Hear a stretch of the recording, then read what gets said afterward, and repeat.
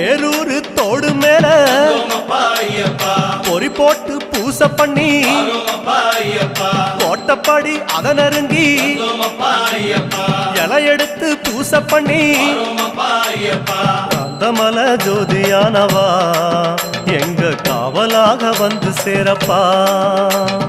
காந்தமல ஜோதியானவா எங்க காவலாக வந்து சேரப்பா. சன்னதியில் கட்டுங்கட்டி சபரிமலை காடு தேடி